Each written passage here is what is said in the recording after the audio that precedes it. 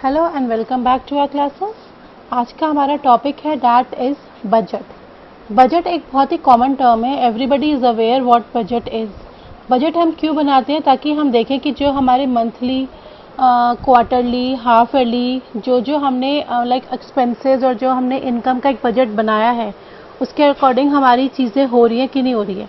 अब देखा होगा कि हाउस वाइफ्स हैं वो भी मंथली अपने घर का बजट बनाती हैं, फिर उसे कंपेयर करती हैं उनके एक्चुअल एक्सपेंसेस से कि जितना उनका बजट था उससे ज़्यादा तो एक्सीड नहीं हो गया उनके एक्सपेंसेस, या अगर कम हो गए हैं, बजट से कम उनका कुछ हुआ तो उनका कुछ पैसे का सेविंग हो जाता है।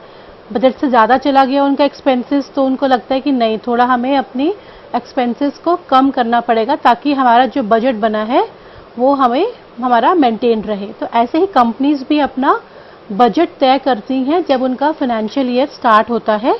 बजट किस किस के लिए तय करती हैं कि उनकी कितनी साल में परचेजेस होंगी, कितनी सेल्स होंगी, कितने उनके इनडायरेक्ट एक्सपेंसेस होंगे, कितनी उनकी इनकम्स होंगी। तो ये सब चीज़ें किस तरह से आप लोग टैली में मेंटेन कर सकते हो और बाद में आपको पता लग जाए डिफरेंस कि आपका जो बजटेड फिगर था और जो आपके एक्चुअल ट्रांजैक्शंस हुए हैं उस साल में उनके बीच में कितना डिफरेंस आया है। तो this all comes under budget. तो आज हमारा टॉपिक है दैट इज बजट। तो हम बजट स्टार्ट करते हैं। टैली ओपन किया, ऑल्ट F3 करके हमने कंपनी क्रिएट करनी है। हम बजट के नाम से कंपनी क्रिएट कर रहे हैं। उत्तराखंड ले लिया हमने। बुक्स हमने अपनी अप्रैल से ही ले ली हैं। अब books beginning of financial year हमारा ये चलेगा। पासवर्ड हम लोग डाल नहीं रहे हैं और हमने इसे एंटर कर दिया। अब हमें इसमें कुछ ग्रुप्स, कुछ लेजर्स क्रिएट करते हैं। उसके लिए आपको सबसे पहले F11 में जाके, F1 में जाके आप बजट एंड सिनेरियो मैनेजमेंट, आप ये हेडिंग देख रहे हैं, इसमें आपको अपने बजट को यस करना है और बजट को अब आपको एक क्रिएट करना है। उसके लिए आप अकाउंट्स इन्फो में जाएंगे, एक आपको नया ऑप्शन दिख जाएगा बजट। बाकी के जो ऑप्शंस हैं ये अभी रिक्वायर्ड नहीं है तो फिलहाल मैं इनको नो कर दे रही हूँ।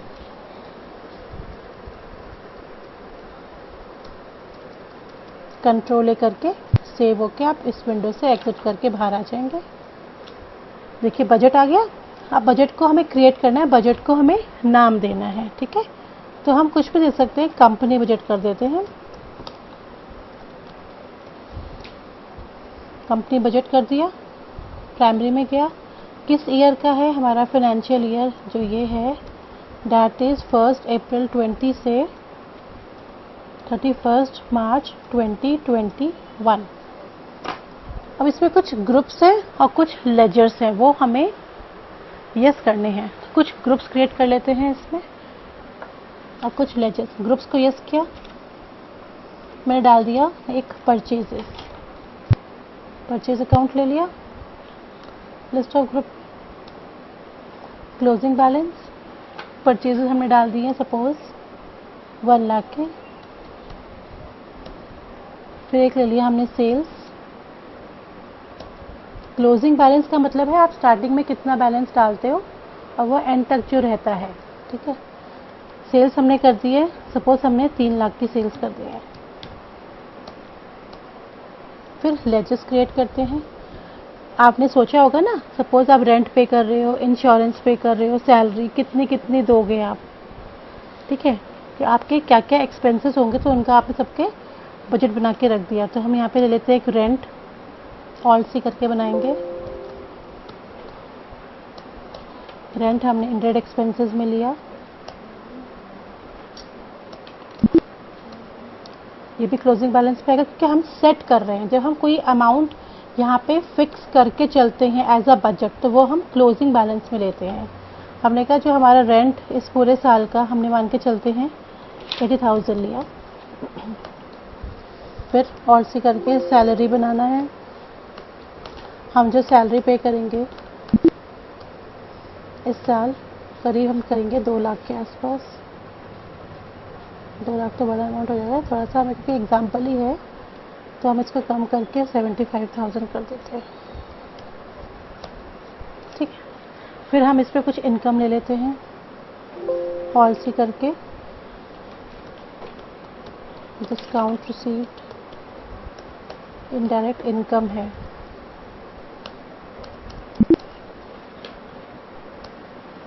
हम 30,000 ले लेते हैं। एक हमें कमीशन रिसीव हुआ है,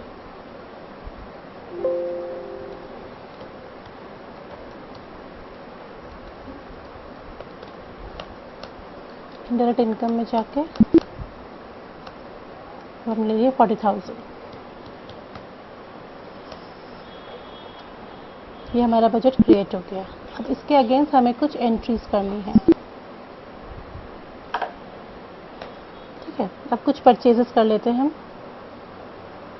ठीक है, कोई नाम लेते जिससे हमने परचेज किया, क्रेडिट में परचेज कर लेते हैं या कैश में परचेज कर लेते हैं। कैश कर लेते हैं।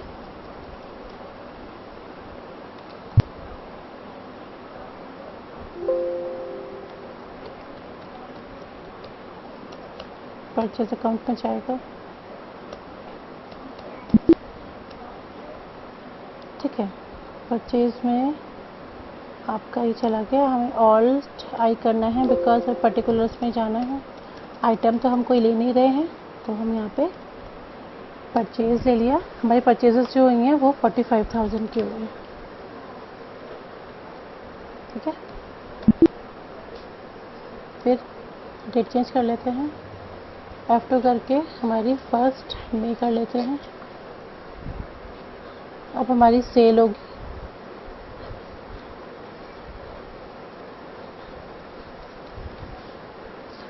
पॉलिसी करके सेल्स कर दिया, ये सेल्स अकाउंट में जाएगा। सेल्स ले लेते हैं हम लोग। सपोज हमारी 3,50,000 की सेल्स हो गई।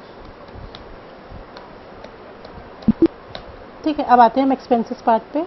हमने F2 करके डेट चेंज करी। हमने 1 अप्रैल को जो हमने सैलरी पे करी वो करी 12,000। फिर हमने F2 करके 1 मई को सैलरी पे करी,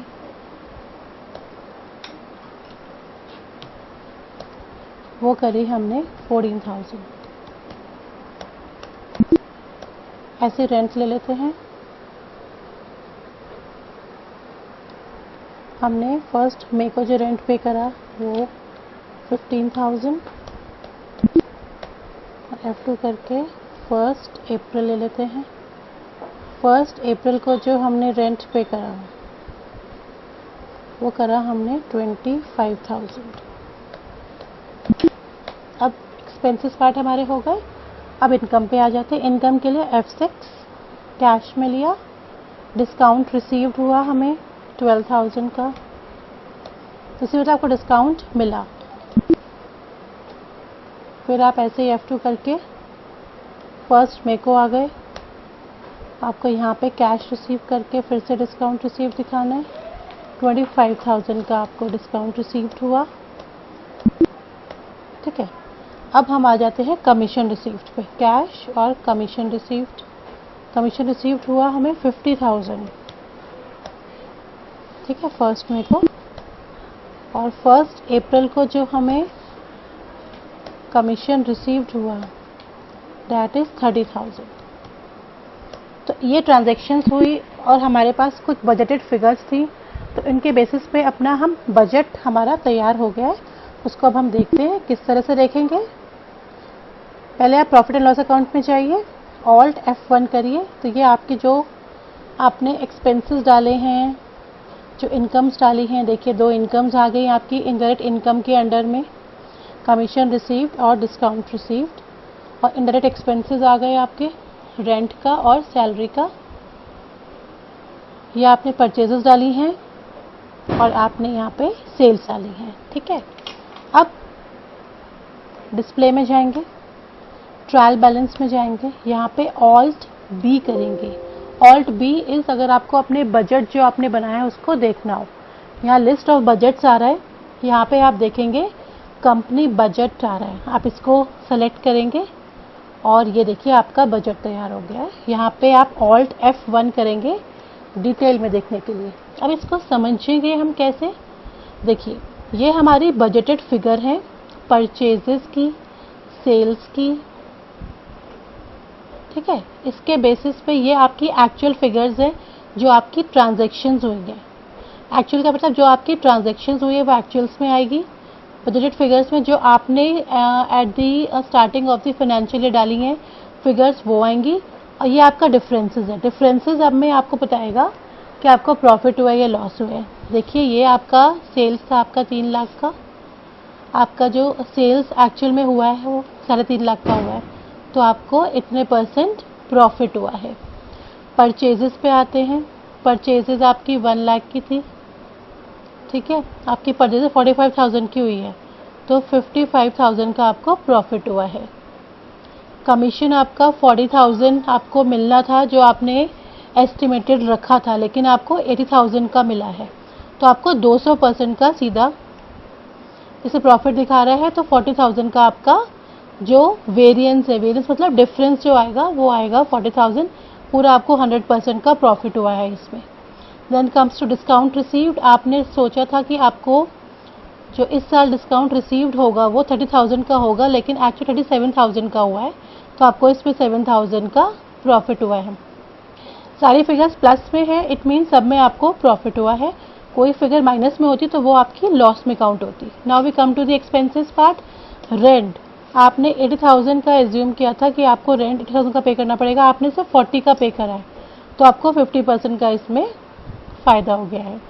सैलरी 75,000 आपने सोचा कि आपको पे करनी पड़ेगी, आपको सिर्फ 26,000 सैलरी पे करनी पड़ी, तो इसमें आपको 49,000 का प्रॉफिट हुआ है। तो इस से आप पूरा अपना बजट, पूरे साल का बजट बना सकते हैं, जिसमें कि आपकी बजटेड फिगर्स भी आ जाती हैं, आपकी एक्चुअल फिगर्स भी आ गई हैं, और जो उनके बीच में डिफरेंस है जो कि क्लोजिंग बैलेंस है वो भी आ जाता है। तो आई होप आपको समझ आ गया होगा ये बजट। इन केस नहीं आता है तो please let me know on the numbers given on our website. Thank you and take care.